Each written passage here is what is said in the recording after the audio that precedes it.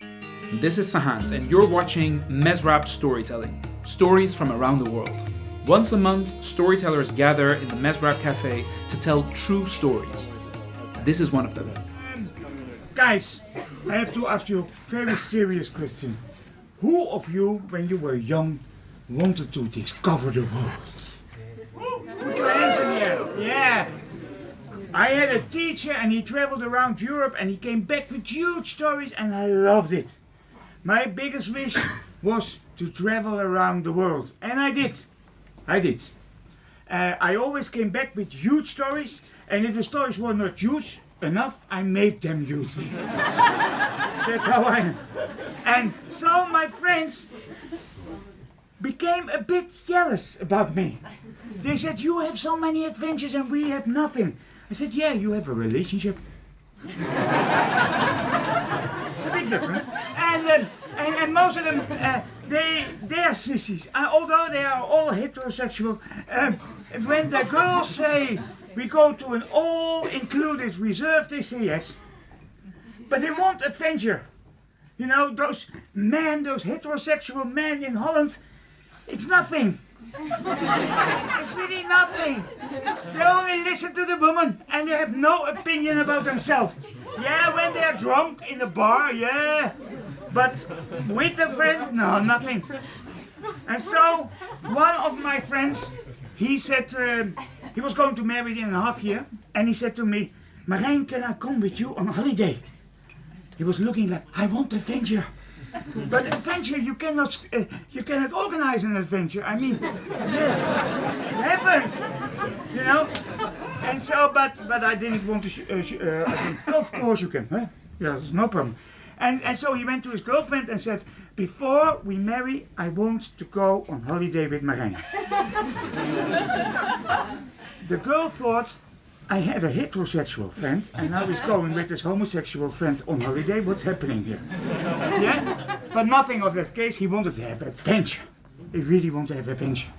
And I got an invitation to go to Kazakhstan. Who of you has been in Kazakhstan? One person, yes. It's really a beautiful place. You should go there. But I went to Kazakhstan because 3 beautiful girls organized an international improvisation festival and they asked me to do workshops there. I can't speak any word of Russian. I can't speak any word of Kazakh. The Kazakh people don't speak any word of English. So it was an adventure. But I had a really good time. And so my friend, he came the last 2 days of my workshop, so he could also include a little bit in the workshop. And 2 days before that he came, I rented a 4-wheel drive car. Because if you really want to have the Indiana Jones feeling, you need to have a 4-wheel drive Jeep. Yeah? So I never drove a 4-wheel drive Jeep. As a matter of fact, I don't have a license to drive. Yeah. But in a country like Kazakhstan, everything happens with money. So I got a Jeep. And I drove 2 days in Alma-Ata. And it was really great. I hit some trees and everything. But in between, I started to learn. And so I catched him from the airport. And he followed 2 days a workshop. And then we went into Kazakhstan. You have to know that on the border of Kyrgyzstan and China, it's all high mountains, 3,000, I have no idea, 4,000 meters high, very high. And there in the middle, there's steppe, there's just sand and grass and some farmers living. But it's really not so many people there. So we drove to the National Reserve place. Reserve, how say it? National Reserve place, eh? Something, nature. So we had our book, the Holy Book, the Lonely Planet book with us. So we went and we found the nature reserve place. And there was a woman standing, a typical Russian woman. Angry, sour. Yeah, never had been fucked in her life again. And you know that face, yeah. Yeah, that's the idea what you get if you see a person. So we said, can we enter? And she said, niet. My Russian is not good, but I understood that. And then I thought, Russian. So maybe if I put 50 euros in her hand, But no, she was a real old-fashioned communist, so she became even more angry. And she started to shout, and I didn't hear it, but I understood. So we turned our car and ran away. And then I thought, yeah, but it's so beautiful here in the mountains, really beautiful. And we got a tent from our friends, and we got all the equipment to camp. So we said, you know what? Instead of going the same road back, because there's only one road, we turned to the left.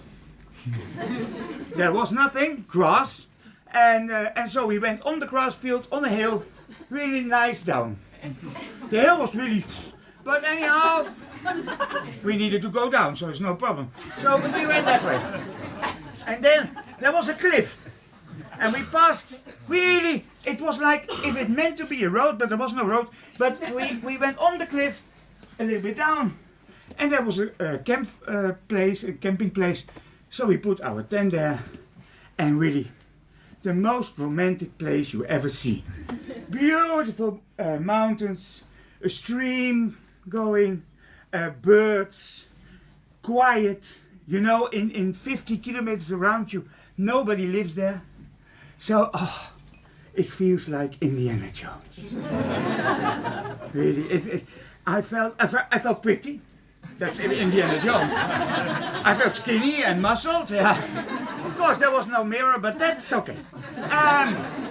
So that night, it started to rain, thunder, lightning. My God, there came a wind, and in the mountains, if it's thunder one time, you hear 6, 7 times. It makes it even worse. And so we were sitting in the tent, holding the stick, that the tent was not blowing away, and my friend, he's a real sissy. And he said, oh, why did we do this? I said, shut your mouth. He went, I'm gay, I could do that, but he's doing it. Yeah, okay. And so at the middle of the night, at 3 o'clock or 4 o'clock, the rain stopped and we start sleeping.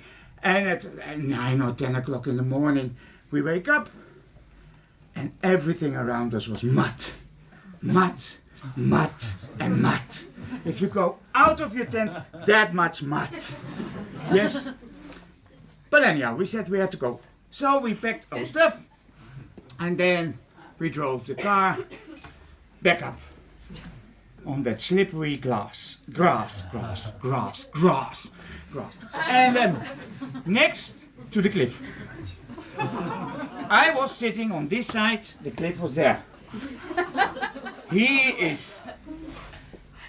I'm 20 times him. Yes?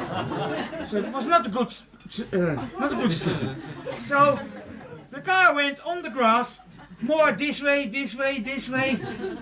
and then on the cliff.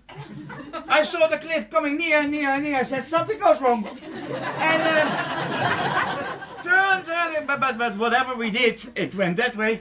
And so one wheel fell over. And then I jumped on his back so that he get a little bit of the gay experience. Yeah, you like to learn, people.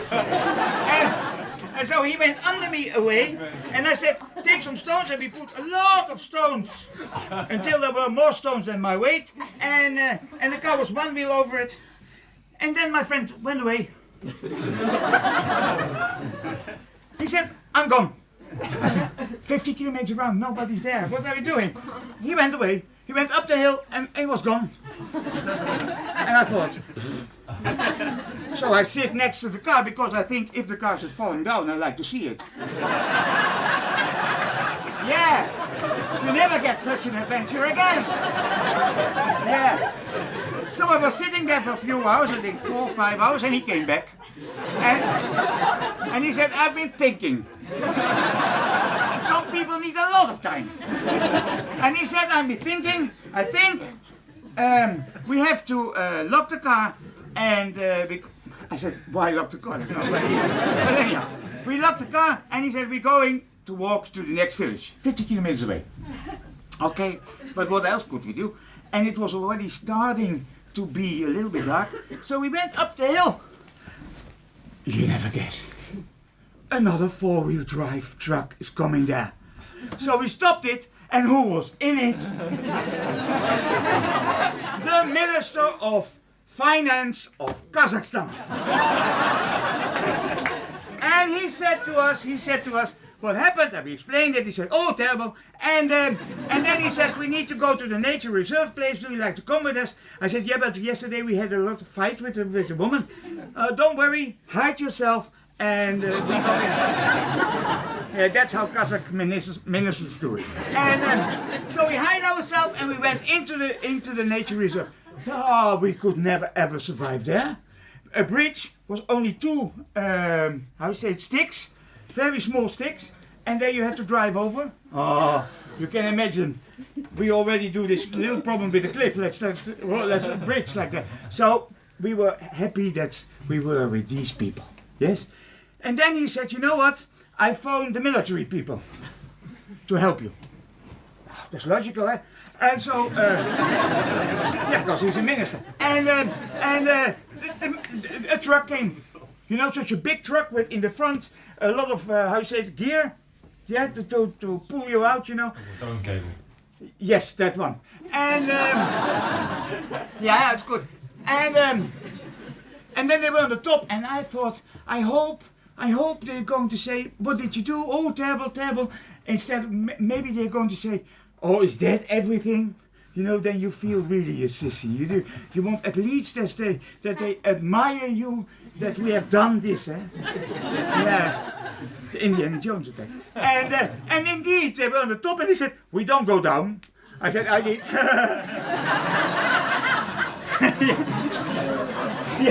Yeah, my God, I feel really great.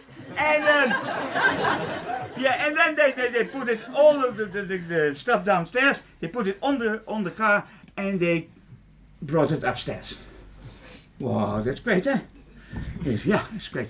Then we went away and we thanked them. Do we need to pay anything? Because that's Dutch, yeah? We are always afraid that because they are the only one. Well, they can ask for us everything, you know. So I thought it's the end of the holiday, but no, they didn't want anything. And then we went away. We went to the red and white mountains. Wow, that's really beautiful on picture. Really beautiful. And I discovered how we could go there. There was a sand road. Nothing, eh? After this grass, you can do everything. And it was flat, so we went on the grass road, on the dirt road.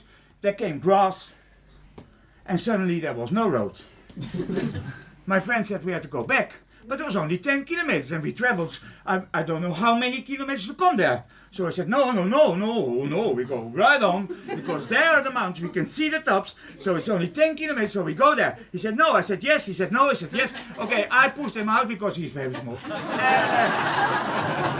And I took over the car, and I thought, you know, you never know how many holes there are in the grass, and you never, but if you go very, very quick, you fly over it, I think. And it worked! If you go with 150 over the grass, it works! And my friend was sitting there, like that. It was really terrible. A big mistake to take him with. But anyhow, we were nearby, and there was a little hill, like this, and the car could just fit on, and the tent could fit on. So I said, okay, let's park it on the little hill. The hill was not bigger than this, eh? Nothing can happen, eh? So we put the car there. We put our tent there. My friend was still shaking and needed a few hours for himself again. And then, in the night, of course, beautiful weather, we had a beautiful view of those mountains. Really, you should go there. It's one of the most beautiful things in nature what I ever saw. Anyhow, we were there. We were making some food, and then we wanted to go to sleep, and of course it started to rain. Thunder and lightning, even worse than the day before. What I totally forgot that the hill was mud. So during that we were sleeping, we were getting down, you know. So I waked up and I saw the car already, all the wheels were already in the mud. But I didn't want to say it to my friend because then he gets upset and doesn't sleep. And somebody needs to be the man. Yeah. Yeah. So next morning I wake up and I said, okay, we have a little problem. Don't worry. He said, what? I said, don't worry. And he opened the tent, and indeed, you couldn't open the doors because the doors were already in the mud. That deep. And it's summer, so at 6 o'clock the sun already starts shining, and it starts shining really well, so it was already getting hot. So the car was almost like a bakery, you know, yeah. So we didn't have any material, so we looked for stones and we cutting and cutting. It took us a whole day, and then the car went out. Thank God. If you think that's everything, no way. Because then we went to a village, a very small village where the people had a huge party, all dressed in ceremonial clothes, really beautiful, big pictures all over, and we got free drinks and pictures and free drinks and free drinks and pictures and free drinks and free. You know, at the end, how you make pictures then. Yes, but then I had my photo camera like this, and I was really totally drunk, and then suddenly my photo camera was gone. Somebody came by, took my photo camera, and because I was drunk, it took a while.